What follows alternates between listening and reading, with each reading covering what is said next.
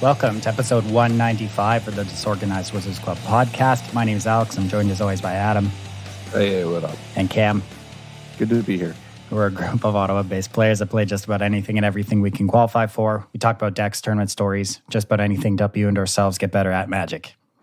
That's the plan. I took some of Cam's advice recently. Yeah, had a pretty sick run, Just listening to the show notes, Yeah, I took my advice today as well. And my advice was buy myself Chinese food. Man, it's been a while since I've had Chinese food. So good. Now that you've said it too, it's just going to be stuck in my head. Rip. Sorry. I've doomed you. God damn. What have you done? But yeah, Adam, I gotta find something more annoying to replace it in your head. What's some song that I should reference? Crazy Frog? Oh, that song's great. Is it? Yes. But yeah, Adam, you made the push to Mythic last week, eh? Yeah, with a pretty easy run. Shockingly easy. I had no right being that easy, but it is what it is. Yeah, I just I don't know. I was playing a lot. I was playing during field, but I've been climbing on the ladder for Mythic for a while now, just grinding out tons of different historic games, playing different decks. But no, I just took Cam's advice. Cam had this advice about concentrating on one thing at one point as one of the topics. And I was just focusing, all right, I'm only going to mulligan because I've been mulliganing really sloppily, and that's all I'm going to work on. And yeah, the grind there was easy, and just been doing it and grinding up ever since. I don't know. Just trying to listen to the advice, pick weak things I'm bad at, improve on them. Pretty helpful. Nice. Yeah. Nice. Yeah, it's been good. Yeah. So yeah, actually, anything to help ourselves. You and ourselves. Story. Truly a success story. You love to see it. Yeah, so you rode Field of the Dead pretty much all the way there, right? Yeah, and then they banned it, and I think I started at 93% or something, and now I'm close to 1,300. Nice.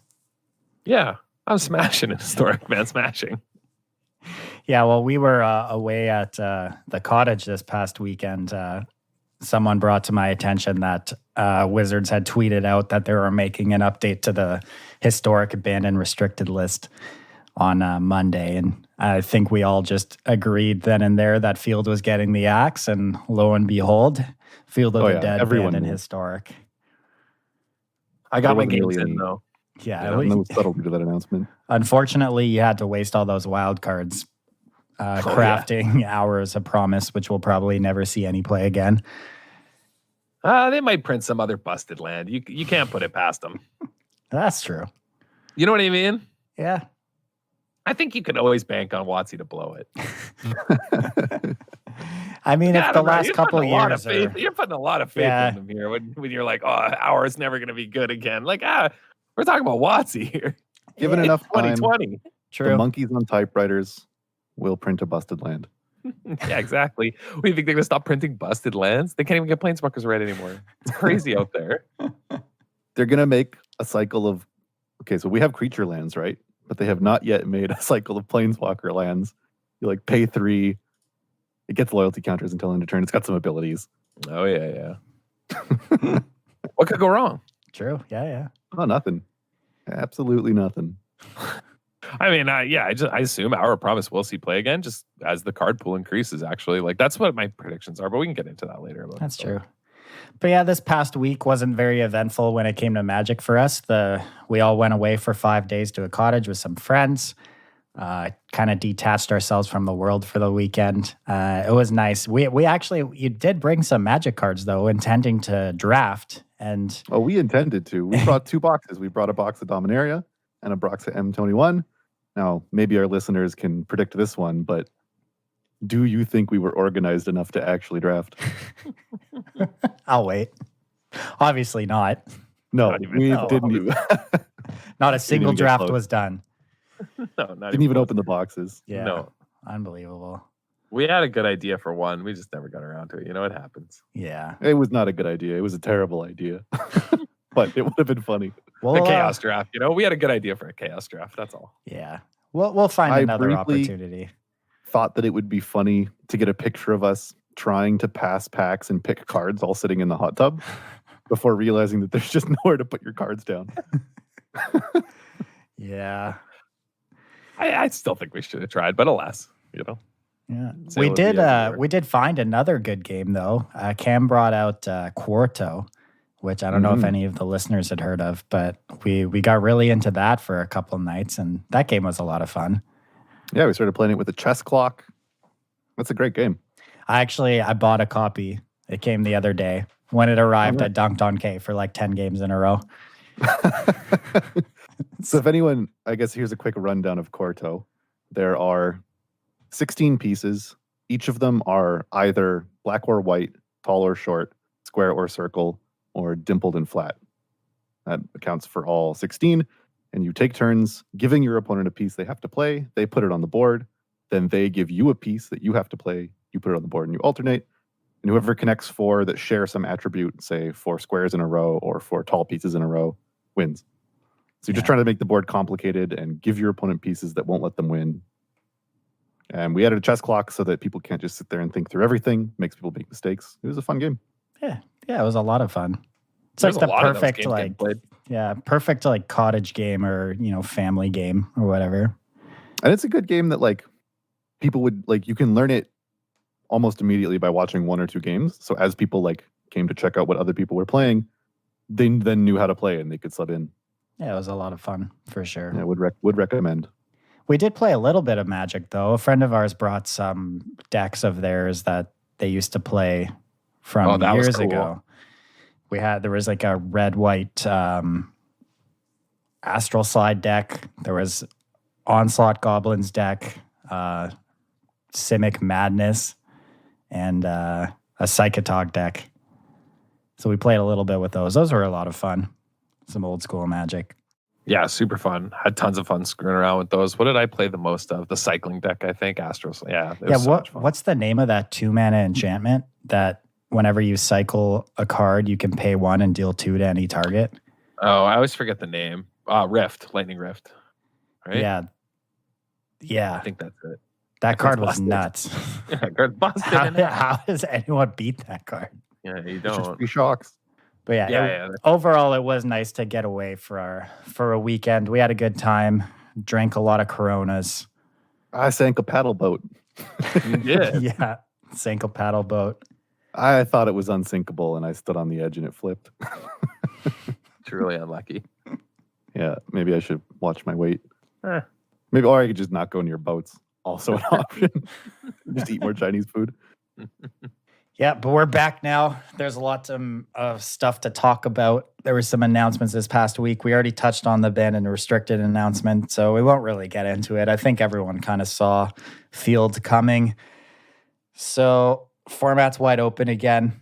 And we actually got a couple spoilers for the next set this week as well. They spoiled Jace, Mirror Mage, and Nahiri, Heir of the Ancients from Zendikar Rising. And these are some interesting cards here. I'll read them one by one, starting with Jace, Mirror Mage. It's a 3-mana planeswalker, costs 1 blue, starting loyalties 4. It has Kicker 2, which is really cool. It also means Kicker is in the set, which is nice. That I really like that mechanic. It reads, when Jace Mirror Mage enters the battlefield, if Jace was kicked, create a token that's a copy of Jace Mirror Mage, except it's not legendary and its starting loyalty is 1. Its +1 is Scry 2, and its 0 is draw a card and reveal it. Remove a number of loyalty counters equal to that card's converted mana cost from Jace Mirror Mage. I think the design on this Planeswalker is really interesting, and I think it'll actually be pretty good and can be utilized in a few different ways. My first thought reading it was, man, this card's pretty good with Joel Rail. So it's probably some kind of Simic deck that will be able to take advantage of this card pretty well. Yeah, there's probably also some Spells Matters decks that could theoretically play it. Yeah. Also, I think this card is a pretty good sideboard option for blue decks to fight against control strategies, like decks that aren't really getting on the board early. That have a hard time removing planeswalkers. I think this card is like very good in matchups like that. Yeah, that's true. That makes a lot of sense as well. Yeah. Yeah, I like that it scales to the late game with the Kicker ability. Yeah, it's really good later. If you top 8, you don't feel too bad about it. Yeah, for sure. Yeah, I think there's definitely a lot of potential here. I like this card design a lot. I like how it's like, I mean, 3-mana planeswalkers are strong, but you can definitely see that there is some restraint here. They've reined it in. This card does like one thing. It draws cards. It can scry, but that's just really, a feature towards the drawing cards. They've So relaxed. this isn't something that's just gonna, completely dominate a game by itself, which is good for a 3-mana card. Yeah, you don't want any more 3-mana planeswalkers that completely warp an entire format around it to happen again. Every format. Yeah. But yeah, I really like the design here. Kicker on a planeswalker is really cool. And I'm excited to see where this card ends up. But yeah, I think a few of the first decks I'll be brewing up for the new set will definitely have Joel Rail and Jace Mirror Mage in it. Yeah. Can't wait for the usual streamer event so we get to try out a bunch of new decks before anyone else. Yeah, the streamer early access event. Those we've done the past couple and they're a ton of fun. Yeah, they're awesome. I guess something interesting about this card that I just realized, like the fact that planeswalkers are legendary means that usually you have to wait for something to happen to the one you have to play the second one, but you can kick a second copy of this if you just want to make another, like a token third copy. One. Yeah, that's true. That's really cool. I didn't even think of that. Definitely a lot of potential here. The next planeswalker that's been spoiled so far is Nahiri, Heir of the Ancients. It's a 4-mana planeswalker, costs 2 red-white, starts at 4 loyalty, +1, create a 1/1 white core warrior creature token. You may attach an equipment you control to it. It has a -2, which is look at the top 6 cards of your library. You may reveal a warrior or equipment card from among them and put it into your hand. Put the rest on the bottom of your library in a random order. And it has a -3 that's Nahiri, Heir of the Ancients, deals damage to target creature or planeswalker equal to twice the number of equipment you control. So this is another planeswalker that doesn't have an ultimate. I saw someone tweeting about on Twitter how it's +1 and -2 plays very well with Winota Joiner Forces, as the token it makes isn't a human, so it triggers Winota, as well as its -2 goes searching for Winota because Winota is a warrior. That's quite cool, actually. Notable equipment cards that currently exist that you can find with this are Embercleave. And obviously, by reading this card, I would assume that there's going to be some other equipment in the set. And I also imagine there will be some other warriors in the set as well. So this card could end up actually being a pretty good, solid piece in, a Winota Embercleave strategy. I think some of the Winota decks that exist in Standard right now are already playing Embercleave. So it seems like, a couple copies of this card would slot pretty nicely into that deck. Yeah, for sure. But yeah, I'm interested to see how well this card will play in the format once we've seen more cards from the new set, because obviously it's going to be really dependent on what equipments and what warriors we get. But I like that with these 2 planeswalkers, we've moved away from the ultimate design that's more of, it's more in line with some of the other planeswalker which we've seen over the past year and a bit. Something like the past couple Lilianas, they're a little more narrow. That's what I was just going to say. This Nahiri reminds me of the zombie-themed Lilianas. Yeah. Even if they don't see play, that's good, because it means that, they're not just powerhouses by themselves.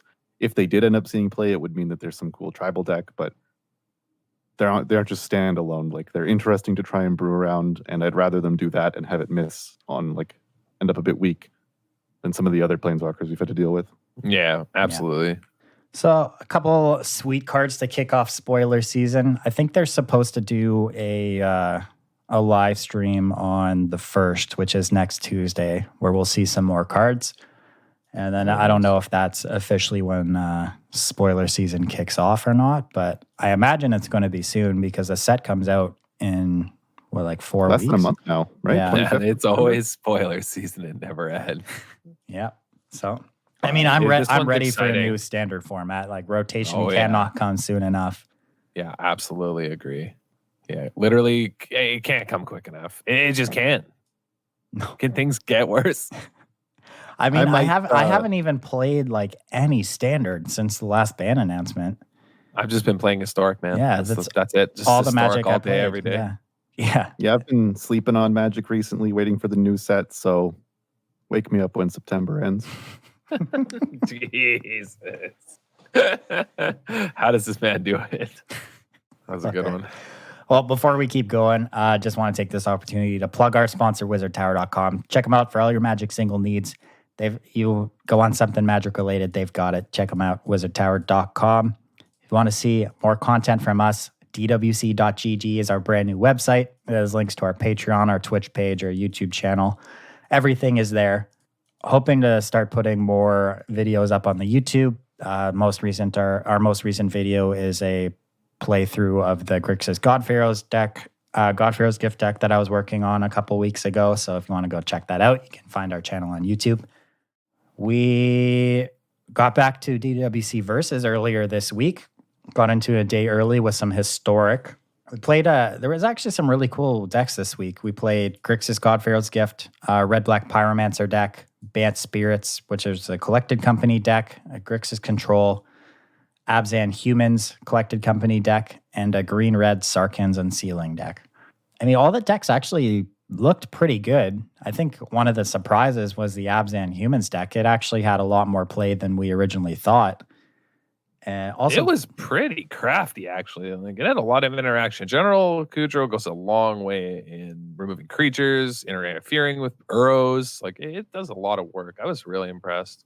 Yeah, like you played against the Grixis God-Pharaoh's Gift deck from me, and it just felt like an absolute nightmare matchup because you had the combination of just incidental graveyard hate plus a clock, and you just like couldn't assemble anything. Yeah, it was pretty good. I mean, that matchup seemed a little one-sided. Yeah, bit tough one for the GPG deck.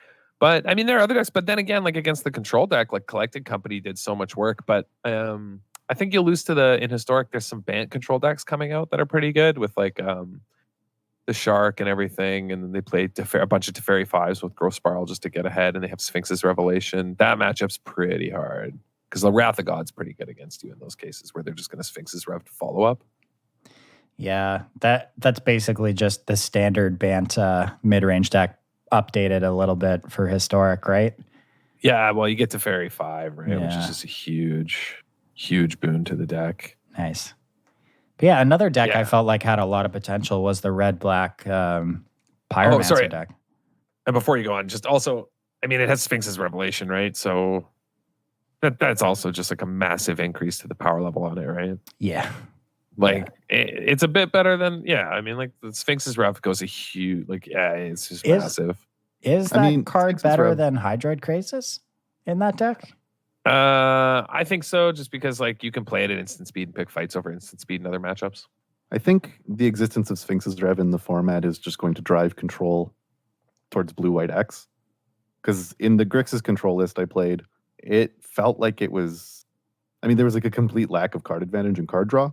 There was no way to dig yourself out of having to spend your removal early or, use your hand disruption early. And I mean, it was just missing a key part of control. And so it kind of just played 2 or 3 turns and then rolled over. Yeah. So also, the control deck, while, I mean, there are a lot of good options in Grixis, I think you would want to go Esper or Bant or just something, or you have to add card draw into Grixis somehow. But the list I played was definitely missing something. Yeah. But the thing is, too, like, Sphinx's Rev scales is just a teeny bit better. Sphinx's Rev is just X, draw X? Blue, white X. Yeah. Draw X, gain X life, instant speed. Does it scale better? Yeah, because you're paying 2 mana per card in Krasis. Yeah. Instead of 1 mana per card in Sphinx's Rev. Yeah. Like a Sphinx's Rev for 9 is like you're drawing 9 cards. Like, and you're gaining 9. I guess what I'm trying to get at is like, is the value that the cards, you always draw the cards from Krasis where like you can just counter the Sphinx's Rev. Yeah, but there's not that much, like, it's historic. It's not like you're playing like against a billion mystical disputes. Like, it's not standard, Yeah. I mean, right now, I guess, that's true. And like Crisis is like probably a little too slow sometimes, whereas like at least Sphinx is Crisis has the same problem. Sphinx has the same problem, but you don't have to tap out for it, so at least you can end step it. Yeah. Like that makes a huge difference because like you kind of want to play counter Magic in Historic. Yeah, I guess more than you do in Standard. Yeah, I guess if you're building your deck to be less tap out focused, Yeah, because you're playing because you counter can't really, spells like- and stuff. Yeah. Yeah, because you can't really play like ECD. I think like it's close, but there's too many. Like it's too slow for the format. Like those kinds of cards from Standard. But yeah, so I think it's definitely an upgrade. I think it's a huge upgrade. Like having played through a few with the different band builds, the Sphinx's Rev versions feel amazing. Yeah. Especially because you're playing Growth Spiral Arrow. They feel really good. Shocker. But anyway, Growth Spiral Arrow feels really of good. course. Unbelievable, Yeah. really. Yeah. But yeah, that the red black Pyromancer, young Pyromancer deck that I played actually seemed really good. It seemed like there's a lot of potential there. It was a like really good Thoughtseize deck. That deck seemed amazing. I got destroyed by it. Just Thoughtseize and then attack with Dreadhorde Arcanist, Thoughtseize again. I don't know if there's a better 1-mana spell to cast in the game with that card. It felt like there was a couple issues with the deck, but that's definitely a deck I think is only going to get better with every new set that gets added to the format as you get more like cheaper interactive spells. It just reminds me of a like well-rounded, tuned modern deck. Like it's got synergies. That's a good comparison. It really did feel like I was playing modern in a couple games. Well, Cam was just playing a clunky Grixis bad mana like standard deck and just getting whomped by like some eternal deck that just had access to incredible speed and efficiency in its card choices. Like the mana cost of what the red black deck does with Young Pyro and Village Rites and Dreadhorde Arcanist and all that is like just so much higher than anything, that some Grixis control deck is doing. Like it just feels like a different universe. Mm-hmm. And it's so well-rounded even in game one. Like it's a Croxa, Claim Fame, Archfiend's Vessel deck. But even if there's some graveyard hate game one, it's not necessarily shut out because it's also a Young Pyromancer spell deck and it can just win the game that way. Yeah, I really liked it. If anyone wants to check out any of the deck lists we played this week, you can head over to our Twitter at DWC Podcast 1. They're all posted there, along with MTG Goldfish links. So you can export it right to your client. Handy. Yeah. I had fun playing the Bant Spirits list. Just blue-white spirits. The only green card is Collected Company. If you figure you're a lucky person and your companies are going to be good, you'll probably just kill everybody. Yeah, you got me pretty bad on a couple there. Yeah, pretty bad. If anyone gets around to watching the VOD, I got pretty bad by some companies. Yeah, it had some like surprisingly quick draws too. Like outscaled a lot of the removal that you are facing against pretty quickly. And I mean, if you're trying to play on the board, it's just, dealing with flyers is hard sometimes, Oh, yeah. Yeah, it's not easy. Yeah. Company just, doesn't really need proof of its power, but continues to provide some. Yeah, it's going to be one of the big decks in the format going forward. It just has to be, in my opinion. Like, you can just tune Company so well, it feels like. Mm-hmm. And that's another style of card that, like we've mentioned a few times, that decks will get better as Historic gets bigger. Company is just another one of those cards. They even mentioned it back in Standard that, like, it's a card they were happy was rotating because it restricts the design space on 3 CMC and less creatures. So the more of those they print, and they will, the better company decks become, the more they have access to. Yeah, well, I feel like company decks are probably the best decks in the format right now. Like the Collected Company Bolus's Citadel deck has to be like in the top, if not tier 1, like the best deck in the format. Like some build of including those 8 cards. Yeah, I could see it. I could see it for sure. Like they've even started like those Collected Company Bolus's Citadel strategies have been stretched back to like Pioneer and Modern now. Like, oh yeah, that's how good they are. It's like it's in the deck. It's basically just Yawgmoth's bargain, right? Like you're just resolving a bargain in your creature deck. Yeah. With how those decks function, that's basically what's happening. Yeah, this was, I guess, the fact that like Company is good points towards this trend that you noted here, Adam, that as the format sort of settles down now that Field has been banned and starts to resemble an Eternal format in its own right, mana efficiency will start to be the key defining feature of which decks are good, which decks are bad, how you should play, as is the case in all older formats. Like with a wider card pool, you just have to be doing the most efficient things. Yeah, and that's why it just felt like a different universe when you was watching the red-black deck play against the Grixis control list. It was like, well, one of these is an Eternal deck, and the other one is just like a collection A standard of cards. deck that someone brought because they didn't know what night it was at the LGS. Yeah, that's what it looked like, at least to me. That's what it felt like. Yeah. Getting smacked around. Yeah, like it's just the quality and card. Like I already think that it's probably pretty iffy, like in standard to play some of those cards. Like the quality of cards in internal formats is already through the roof. So yeah, it's tough. But I don't know. The green red Sarkhan's Unsealing deck, I thought it was gonna be worthless, but like I don't know. Glorybringer is quite the card. Yeah, Glorybringer still great. Yeah, I mean, I don't know. Historic's in a really kind of weird spot. You can get away with a lot, and there's just lots of diverse matchups. I know it's just Arena's modern kind of in some ways, but I'm playing a lot of it, enjoying it, man. I don't know where things are going to go, but yeah, like Cam said, I think. I mean, the green-red Sarkhan's Unsealing deck, it definitely feels like you're losing to Glorybringer and Sarkhan's Unsealing, but again, towards the mana efficiency point, it's a Llanowar Elf Paradise Druid deck, and that's how they're getting you. Yeah. That calling it Arena's modern is actually a pretty good comparison, I think. I kind of hope it stays that way too. Like I know they're adding, Pioneer Masters to the format by the end of this year, and they're eventually going to work towards having Pioneer completely on Arena. But I kind of hope that they don't just like blend the two formats together. Yeah, me too. Like I'd rather, instead of just keep building Historic back, just like leave it where it is and just add the new anthologies and the new sets that come out to it. Because I agree. I like the fact that it exists, and I don't want it to just become Pioneer. Mm-hmm. And I don't want it to become Pioneer plus the Historic anthologies, because that's just feels stupid. It's just going to be Pioneer with some extra pieces, which Pioneer with goofy. extra steps. But like, I guess you could just make the Historic anthologies legal in Pioneer, but that does like make things weird for paper. Yeah. Do you think Pioneer survives all this? Like the era of online play? Like what if they just scrap Pioneer, continue to maintain Historic on Arena, and then start offering paper Historic tournaments?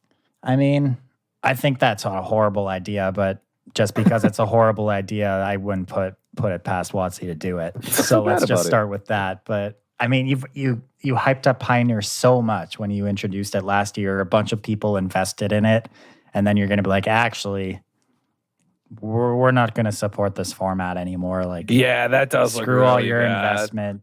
We're just going to focus on Historic online. I don't know. Yeah, I feel like that'll just be a nightmare. I could see that because you like got people invested in it, but if your format's bad and no one's playing it, like why not just take the L and cancel it?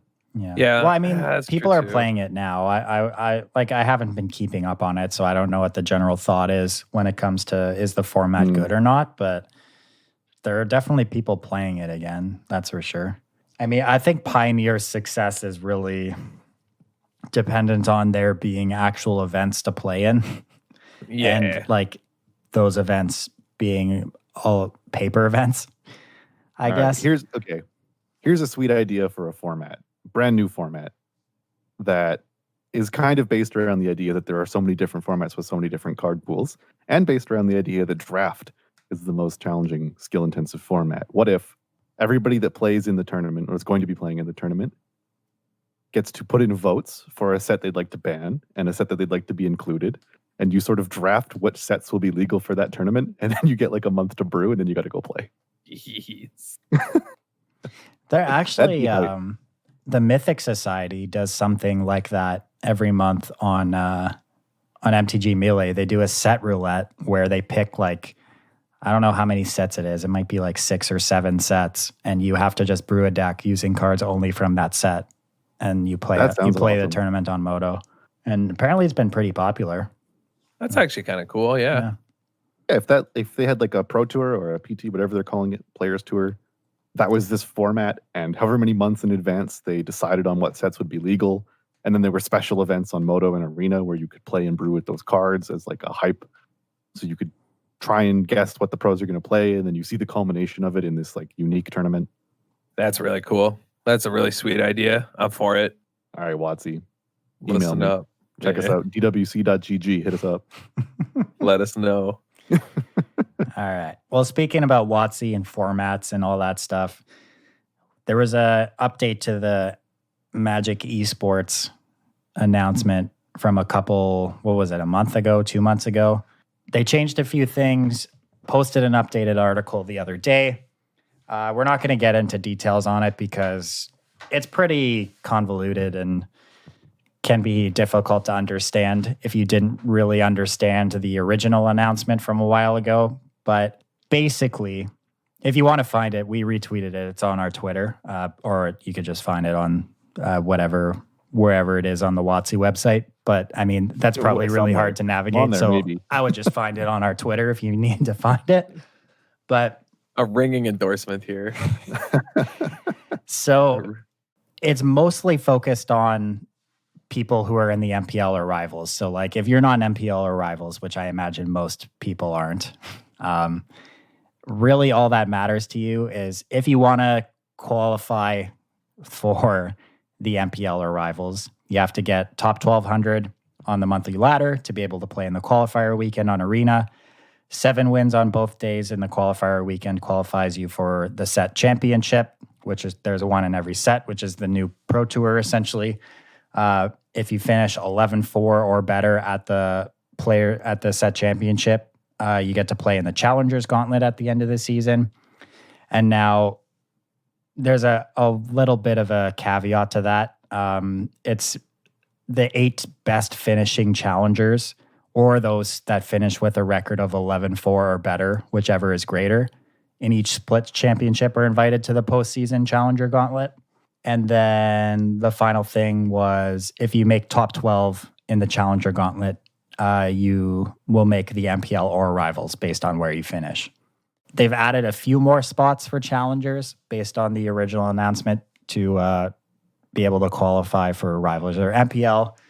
The other changes are basically they changed how the league works for MPL and Rivals. They changed it, like switches to pod play after a couple weeks, basically to just make sure that there's always an incentive for players who are competing, so you don't get weird end of season scenarios where like players who are already eliminated or have to play against players who are actually competing for something.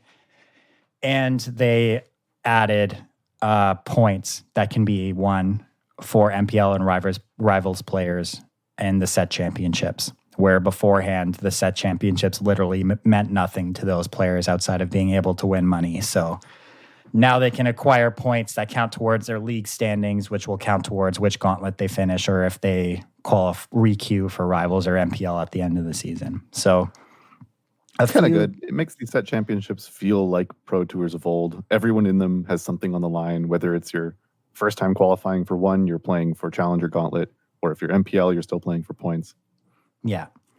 Yeah. So like overall, I think my thoughts are about this system are pretty much the same. I like that it exists and that there are league weekends. It feels kind of like traditional sports. You know, there's reasons to watch every split weekend. There's stuff on the lines. There's actual interleague play between the players. The end of season gauntlets are just playoffs. So there's exciting stuff to watch there. Elimination, relegation, people moving up to MPL or moving up to Rivals. Like, I think that's all good. But the main comments I've seen a lot of people talking about online, and, you know, the main thing I kind of thought about when I read through this is that this just like doesn't matter for the majority of Magic players, and there's still no like actual organized play structure for everyone else. Yeah, exactly. It's like hard to care about the announcements when it's like, well, yeah, okay, but what do you want from us? Like, what do we, you know? There's just so many hoops to jump through, and they made them a bit wider, but it's still a long string of narrow hoops to get anywhere close to most of this announcement. Yeah, like I like that Rivals exists as like the stepping stone into the MPL, but it's like there has to be just like a better system that you could put in place for everyone else, where whether you're like competing in like online GPs every other weekend, and you can acquire points to qualify you for set championships. Because like right now, the only way to qualify for the set championships are, through the MTG Arena qualifier weekend or by spiking a Moto PTQ. Yeah. And there might be another way through like SCG events or something that I'm not aware of, but as far as I know, that's the only way. I feel like just people in general will be a lot happier if you could just compete in events every weekend or every other weekend, acquire points, and build towards some kind of status where you can qualify for the set championships. Kind of like, the silver, gold thresholds from before. Yeah, for Some sure. sort of cumulative system would be nice rather than win this event, then win that event. And if you lose it, okay, wait for the next one. You could even do something where like if you finish in top 100 Mythic in a month, you get X amount of points towards qualifying for the set championship. Top 200 Mythic. Like there's some threshold you could do, because like I feel so bad for like the players who grind to top 1200 Mythic every single month and just like consistently bomb out of these qualifier weekends. It feels just like a lot of wasted time. Whereas like if grinding every single month actually got you some kind of points that you could accumulate to still qualify for the set championship weekend through consistent performance, it would just be that much better. Because like obviously you gotta give the grinders something, Yeah, well, because like Magic's a game of variance, right? And like you want the system to reward consistent performance over a certain amount of time rather than just spiking a weekend. For sure. Because that's just that's just a better way to manage this game. Yeah, for sure. So I don't know. I know, I realize that like there were a lot of problems with the last announcement, and at least they're making updates to it. But at the same time, they're still, I feel like, far away from the ideal system for the whole group of players instead of just focusing all on MPL and rivals. But I don't know. I mean, that's it's just me. just what you mentioned, right? Like Magic is a game of variance, and they're trying to copy or make their version of esports models from games that aren't based on variance, and it doesn't quite fit. Yeah. Yeah, but like honestly, I really think the solution is you have to implement a point system where doing well in Mythic every month gets you points that can qualify you for the set championship. That's literally all it's all it needs to be, right? They could name them after their characters. Call them Planeswalker points. Yeah. Shit. Yeah. Wouldn't that be crazy? Because really though, I don't want to give the wrong impression that I don't like the MPL or the rivals, because I think them existing is good. I actually genuinely like that this league exists and that there will be competition between the players and playoffs, etc. I genuinely do like that, but you have to give everyone else more opportunities to like build on consistent performance to be able to get there somehow. Outside of just otherwise spiking, you also risk just only spikes mattering, and then it's still going to be inconsistent anyway, and then people will just think it's all variance anyway. You want to have like reward consistency, right? Like it's exactly what they're looking for. But because right now the only way you spike a PTQ, you spike the qualifier weekend, and then you have to spike the set championship. And then you have to spike the gauntlet. Like, people will be able to do it. I realize that, but like, I don't know. Just I'm fine with having to spike the set championships to get to the higher echelon, but like, at least reward consistent performance to get people to those championships in the first place. Yeah, exactly. Okay, yeah, I like that. Yeah, that seems good. Yeah, Watsy again. If you need some consultants in this matter, hit us up. disorganizedwizardsclub@gmail.com. We're always open. That basically wraps up all the announcements and happenings from this past week in Magic. We've got a topic to dive into today. If Cam, you want to take the reins here. So this is a topic that has come out of, it was a question we received a while ago, where someone requested that we talk about just resource management and how to sort of know which resources you should be prioritizing at some point in the game, which in some sense is all of Magic. Like it just is a resource management game. So I mean, we've been working on that topic for 195 episodes. But then also, someone was talking to me about Thoughtseize, being that it was just added to Historic, and they're a fairly, like a newer player to the game. They hadn't played with Thoughtseize much. And they were expressing some doubts about if, playing a bunch of Shocklands untapped and casting multiple Thoughtseizes and putting yourself to like 12 was really worth it. And so the sort of combination of these two ideas is I wanted to talk about general patterns of resource management, or I should maybe say resource trading, turning one resource into another, that are worthwhile and that are good to do. And I want to emphasize these with some examples. Like, these aren't my thoughts. These are just play patterns that are good, that have been discovered to be good. And we can explain what resource trade that play pattern is accomplishing. So, as a very, very, very simple, obvious example, people trade their weak resources for powerful resources all the time.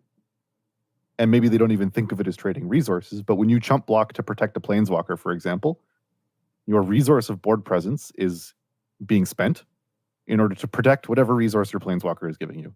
It might be more board presence, it might be card advantage, it could be whatever. Just in general, if there's something, it's a very simple point, but if you have something that's valuable, you can throw away your lesser valuable things in order to preserve it. Yeah, but this is just the basis of this game. But they come up a lot where like they don't.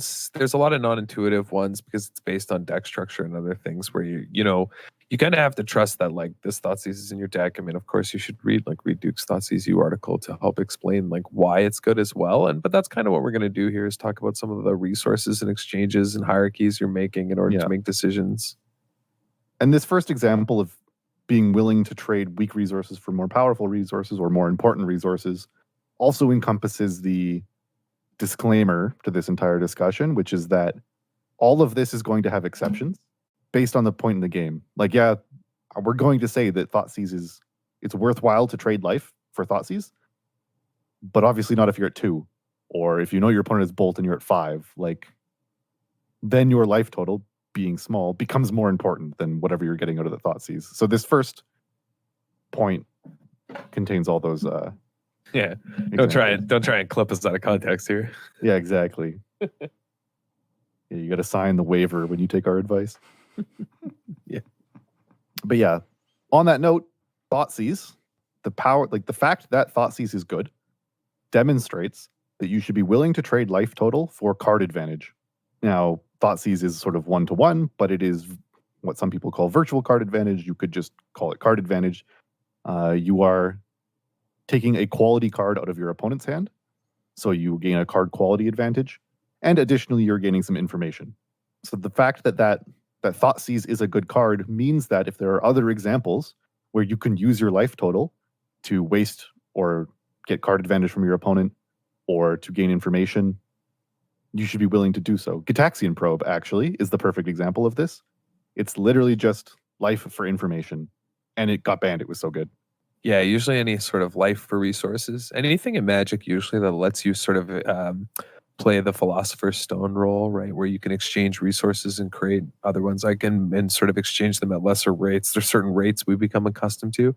Yeah, they're usually going to be busted, and that's one of the examples, right? I'm trading my 1-mana Thoughtseize to, take your 4-mana Wrath, and now what are you going to do? Yeah, it was obviously worth 2 life. My life total doesn't matter, Yeah, because whatever resource you've gained or removed from your opponent either protects your life total if you've gained a resource, or your remaining life total, or it stops your opponent from, doing anything to your life total.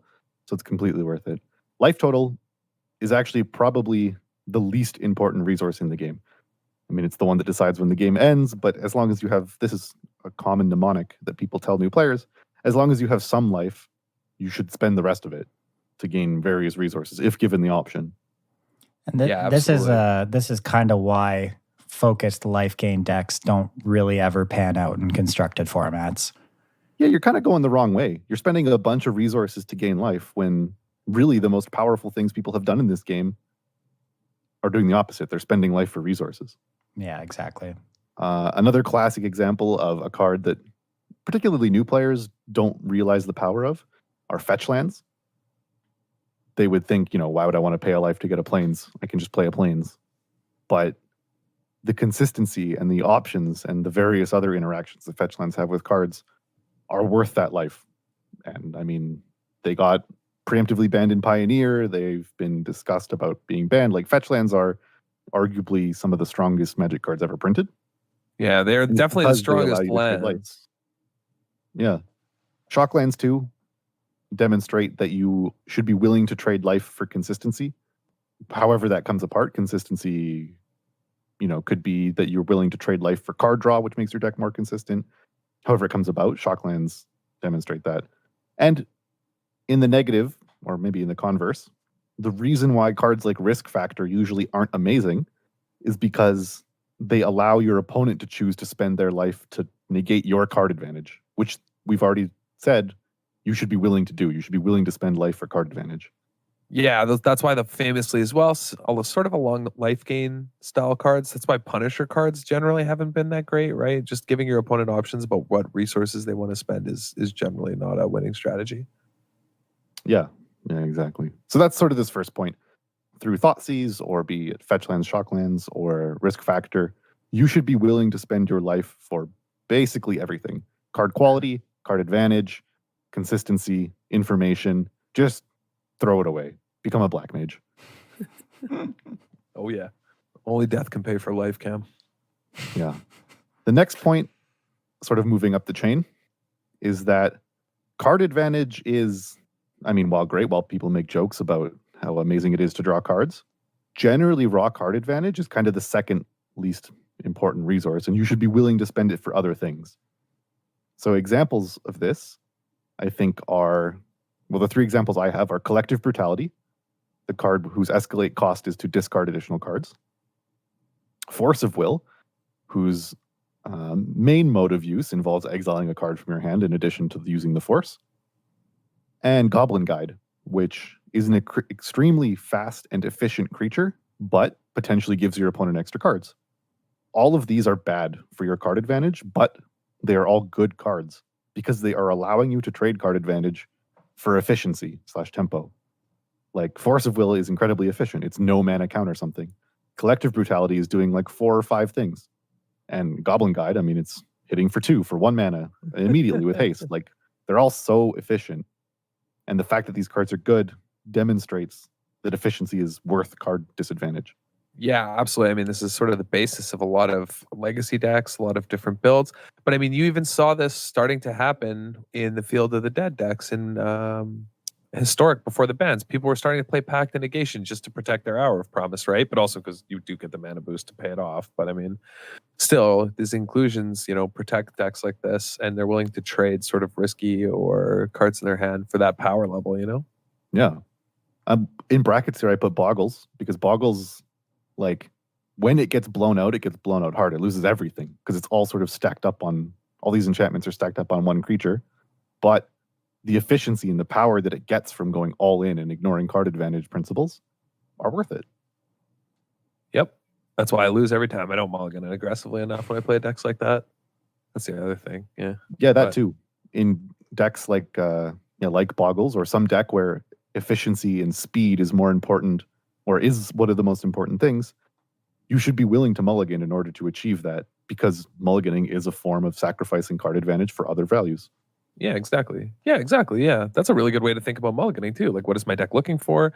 What am I mulliganing here? Like, what am I losing by keeping this hand versus like the game plan I'm doing, right? Like, what am I sort of trading here? Am I willing to go for 6 cards? Because what does this matchup need to look like for me to win, right? Like, what does my deck need to have in its opener for it to even have a chance? Mm-hmm. And even that can help you start thinking about mulliganing a little better. This is something that I was doing pretty aggressively over the last couple of weeks, right? Really trying to consistently mull towards the power level of my deck, aka when I was playing field, always ensure I had either a Growth Spiral or an Explorer on turn 2, but I would sacrifice like card quantity so that I had that kind of early speed and tempo, get ahead on mana. But there's lots of other examples, but that's one of the ways in which you can start thinking about, well, yeah, I don't want to mull. Well, sure, you don't want to mull, but you need your deck to be functional, so you're making the same thing, right? It's the same way of thinking about it with a lot of these cards. Yeah, exactly. And I guess while we're talking about trading card advantage for something, I want to emphasize that card advantage isn't just the amount of cards in your hand. It's how many cards you've pulled out of your library. And so that includes permanents and creatures that you have on the board. Your board presence is part of your card advantage. If I have no cards in hand and 5 creatures, and you have 2 cards in hand and 1 creature, sure, you have more cards in hand than me, but I have more card advantage because I'm using more cards that I've removed from my library.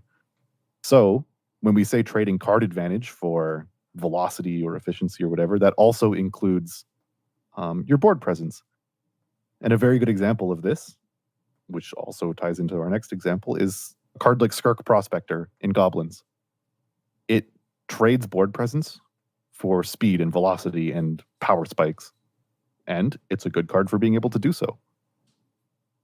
Yeah, the sack effects also can trade for sort of like graveyard enables. They allow, or enablers, sorry. They allow you to get certain things. Yeah, I mean all these things, right? Like, but they can shut down other removal spells. They have tons of utility, but like you have to think about them in these ways, not as I'm sacrificing my guy, right? This is actually what you're describing in some ways is sort of similar to the reticular design. They kind of used to base things off. I don't know if they still do, but yeah. And so Skirk Prospector generates velocity through mana, and so that's the other point. I mean, I mentioned Goblin Guide as velocity because it's a quick little lad.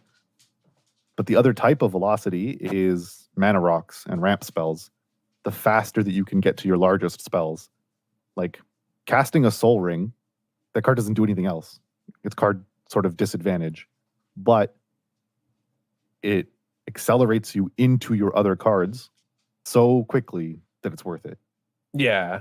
Yeah, exactly. I mean, we all know those sort of like famous thing that can happen to, let's say, a ramp deck in Standard where they have all the action, but they just die because, or sorry, they have all the ramps, sorry, but they have no action. Like that's what you're trading, right? You're trading this mana advantage, and that's why you need to mull towards those things like Growth Spiral Explorer that I was talking about. But that's why you see the Tron decks, for example, right? Like famously, we talk about Stelli's like easy victories on mulls to 4. People, can you believe it? Or mono blue, actually, in both historic and when it was a legal deck in Standard. People would always be like, man, I lost on a mull to 4. Like I won on this mull to 3. Well, yeah, my mull was like Curious Obsession, a 1-drop an island, and I was on the play.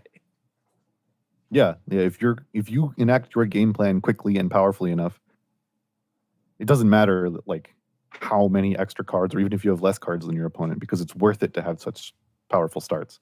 Exactly. Yeah. Now, and this is obviously everything can go wrong. Like you can mull too low, or you can completely like only draw ramp spells and then have nothing to do, and you look like, well, how come you're playing so many ramp spells? But in general, these things are worthwhile.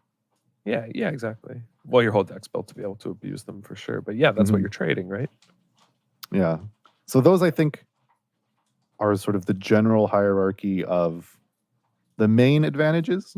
You should be willing to trade life for concrete advantages, such as card advantage and your board presence, which is also card advantage. You should be willing to trade your card advantage for more abstract advantages, such as efficiency or velocity, being able to do more with your mana sooner. And then I think another trade of abstract resources that you should be willing to make, and this is more of a deck building trade, not an in-game trade, is that you should be willing to trade consistency for power and flexibility. Well, I say you should be willing, but historically people are willing to trade consistency for power and flexibility. And this trade manifests in playing things with prohibitive mana costs or, powerful spells that are hard to cast. Things like charms and commands are, I think, perfect examples of this. Some of the charms, or I guess all the charms, cost 3 mana, and it's 3 different pips, but they are incredibly powerful because of their modality and their flexibility and just the options of play that they give to you. Other cards with prohibitive mana costs bring immense power with them as a trade-off. Things like Phyrexian Obliterator, or, even Siege Rhino has a prohibitive mana cost and is incredibly strong for it. But you pay a cost for these cards. Like your deck becomes less consistent. It's harder to cast other cards. It might be harder to splash, etc. And so there is a payment there that people are willing to make. That is sort of the defining. Even Collective Brutality, right? Kind of falls under this. You already mentioned this, but it's doing similar thing, right? Yeah, the modality there. Yeah, because you can get it all at once, right? Or you can get a bunch of options at once. Like it's free. Yeah, it frees up so many options that, sure, it might seem like it can be a bad rate, but the potential ceiling can be really high as well. Mm-hmm. And so again, you shouldn't be wanting to give up so much consistency that your deck doesn't function often enough. This is, I think, a mistake that a lot of people make when first trying to brew decks. There's some sweet, powerful idea that they think of, and it just never quite comes together. So, I mean, don't give away all your consistency, but you kind of have to give up some in order to unlock the more powerful effects available in the game. And the most powerful strategies that we've ever seen, and really Fetchlands crop up their heads again here, are where you can sacrifice some consistency for power and flexibility, and then rebuy that consistency in some other way with some other resource. Modern decks are as powerful as they are, and legacy decks as well, because their mana base is built such that they can trade their life for a consistent mana base, so that they're not actually paying a cost for the power and flexibility of their cards. Well, they're not paying consistent costs, they're paying life costs. And if you're able to pay life for power, boy, you're humming. Yeah, the Citadel decks forever. Yawgmoth's bargain, let's go. Yeah, exactly. Pretty cool way to think about it. Yeah, that's such a good, this has been, okay, if you ever need now, for those listening, a good argument for why your friend's life gain deck is a bad decision. You now have it, you know? Mm-hmm. You now have the thesis in clear order, you know, a solid argument for why you should avoid your life gain deck. Unless you can make it work. I mean, then you flex it on people. That's kind of the only reason you want to do it, right? Yeah. Unless you can get them with a pride mate, you know, like Soul Sisters, you know, sometimes you can get them. But that's something else going on. Obviously, you're turning life into other resources there, even there, right? You're making a pride mate big with counters. Yeah, exactly. You're doing something else. So just to summarize one more time, I think in general, you should be willing to spend life on card advantage. You should be willing to spend life and card advantage on efficiency. You should be willing to spend consistency for power and flexibility.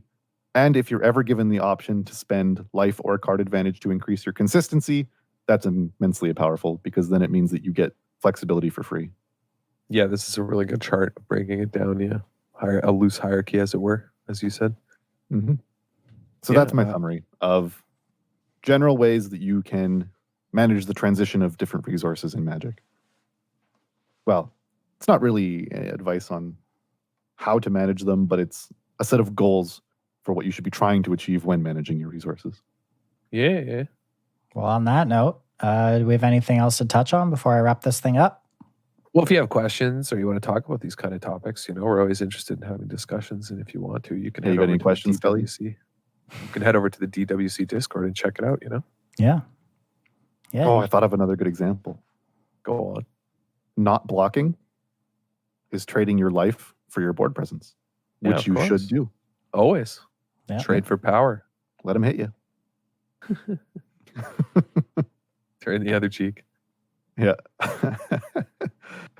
I made a note here of a cookout of the week that happened yesterday. We waited a long time for this one. Maybe 3 weeks. A long time. I don't know if anyone has any experience with how long it takes plantains to become ripe, but it's much longer than bananas. Oh yeah. They were worth. There's this restaurant that I found on Uber Eats that always sends their meal with a fried plantain. And they're amazing. I mean, their food's really good as well. And the plantain tops it off. And then I convinced Adam to order some, and he did.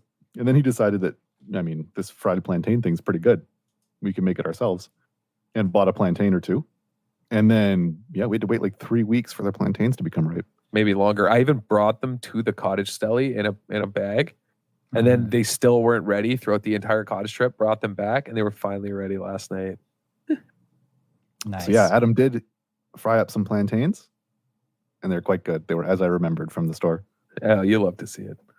So you got any tips for people who want to fry plantains for the first time? Yeah, you gotta put them thin. Make sure there's enough oil, and you gotta. You actually want to press them with the spatula down, because it gets all the juices out and it helps it caramelize. That's the trick.